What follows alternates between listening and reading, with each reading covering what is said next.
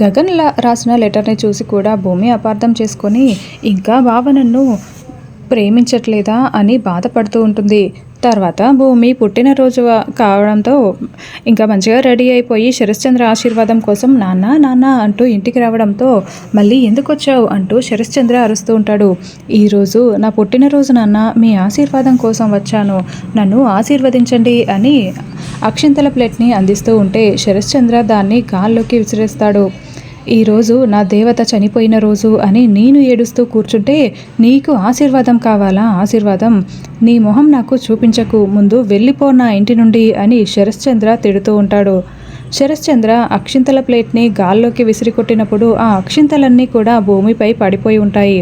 ఆ విధంగా ఆశీర్వాదం దక్కిందని భూమి ఒకవైపు సంతోషపడుతూ ఉంటే ఇక అపూర్వ భూమి మెడ పట్టుకొని బయటికి తోసి గెంటేస్తూ ఉంటుంది. భూమి అలా కింద పడిపోయి శరశ్చంద్ర అలా మాట్లాడడంతో చాలా బాధపడిపోతూ కుప్పకూలిపోయి ఏడుస్తూ ఉంటుంది.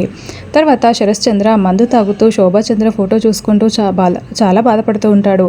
అప్పుడే ఇంటి దగ్గర భూమికి విషెస్ చెప్పడానికి శోభాచంద్రని తీసుకువచ్చిన విధంగానే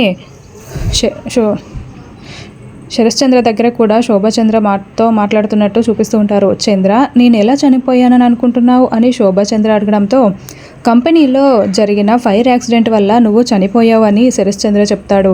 కాదు, నన్ను చంపింది ఆ అపూర్వే నా ప్రాణాలు తీసేసింది అని శోభాచంద్ర నిజం చెప్పడంతో నిజమా అంటూ శరశ్చంద్ర చాలా షాకింగ్గా వింటూ ఉంటాడు.